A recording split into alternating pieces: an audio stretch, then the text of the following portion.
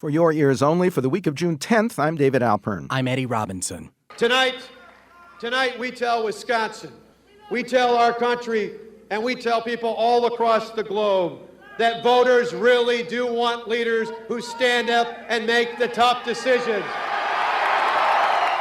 There was no doubt last week that Wisconsin's Republican Governor Scott Walker's victory in a high-profile recall election was a crushing defeat for state Democrats and for organized labor seeking revenge for Walker's popular pairing of public union bargaining rights. The question was what message the election sent about national political trends and what impact it might have on them, November's presidential voting in particular. Did it mark a new rightward anti-labor trend, the triumph of unlimited outside financial contributions and the media tsunami they can buy?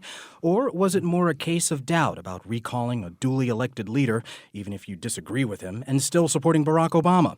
Indeed, some exit polling suggested that Obama would beat Mitt Romney in Wisconsin by about the same margin that kept Walker in office. To consider all these issues and other political developments of the week, we're joined again by Republican consultant Diana Banister of Shirley and Banister Public Affairs. Welcome back to our program. Thank you so much. It's a pleasure to be with you again. I've been looking forward to talking with you. The polling in Wisconsin suggested that many who disagreed with Walker still thought it inappropriate to recall him. How should that affect our understanding of his win? I think you're right. It's very difficult to recall a sitting legislator and especially a sitting governor. You know, people, both Democrat and Republican, find it hard to throw someone out of office when they are really governing as they said they were going to. And in this case, Scott Walker in particular, he campaigned the way he governed. So it's hard for people to really get their arms around an idea to recall someone for those reasons. If they were unethical, if they had some other mischief in their background, or that they were being, they were on the take as they were governor, there's something to that. But for a guy doing what he claimed he was going to do, I think it's very difficult for people to make that jump. What about exit polls suggesting an Obama lead over Romney, at least at this point? Well, I think a lot of people put a lot of money and effort into this race, and I think Democrats in particular may have bitten off more than they could chew. They saw the poll numbers last summer when all these things were happening in Wisconsin. They thought we have a chance here to do something extraordinary, and as it turned out, it's not the case. As we said before, people just can't make that jump to recall someone who's doing their job, even if you disagree with that job or how he's doing it.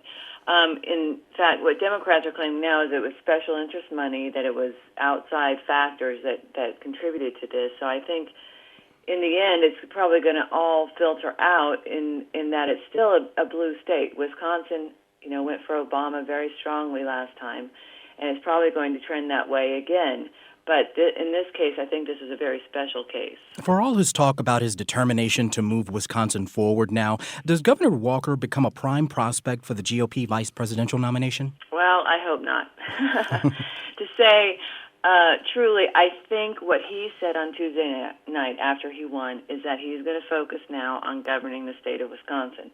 I mean, this is a major election process, and it took a lot of money, took a lot of effort on his part and on the Republican Party's part there, as well as the Democratic Party is in the unions and everything else that was involved in this race. What I think he's going to do is focus on governing the state well. He's very young, as you can see. You can see a picture of him. He looks very young. He has a very bright future.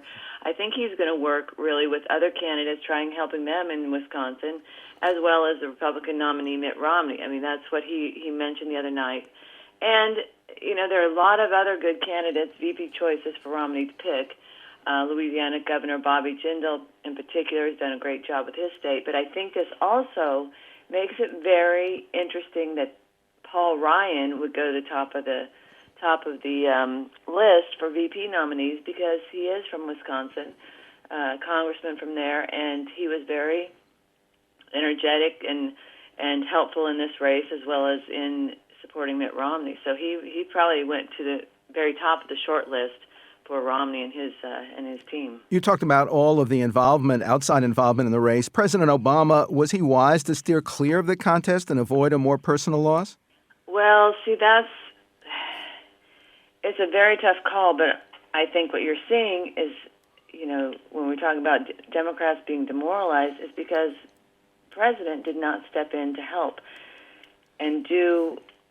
It seems to me his team just looked at the polls, knew that they were going to have a loss, so let's stay out of it. We're only looking at our own reelection campaign. We're not, we don't want to get out there too far and hurt our own chances of being reelected, which is, I think, part of the trend that we're seeing and why this was such an important race. The Tea Party folks were in there, union people were in there. They are really energized to stand behind a guy who governs as he says he's going to govern. And what this shows is that Obama, for whatever reason, didn't jump in, only because he saw what was going to happen in November. He was looking out for his own best interests instead of standing up for what he really believes in, which we would think would be supporting this recall election. So people are very, very cynical about politicians who really don't stand up for what they believe in. And I think, as I said, Democrats are probably pretty dispirited and demoralized by this outcome, and because the president didn't get involved. Last week saw the first fundraising report in which Romney outpaced Obama. Do you think the president faces a real threat of being outspent, both at the campaign level and in the less restrained super PAC arena? Well, I'm not sure about that. I think the president, with all of his, supporters in Hollywood and in New York, they had a big fundraiser up there last week. He's been to San Francisco. I think he's probably going to really do well come next month, the following month, and so on. I think what happened is that Romney finally, being the only one in the presidential race on the Republican side, for all intents and purposes, was just benefiting from the fact that he was the only one, and now people can focus their attention on giving him money, and that's probably why you saw the spike in fundraising for him. Everyone agrees that the economy will be key to November's vote, and it's conventional wisdom that bad jobs numbers sink an incumbent. But is Romney vulnerable on his record as governor of Massachusetts as it struggled in troubled economic times?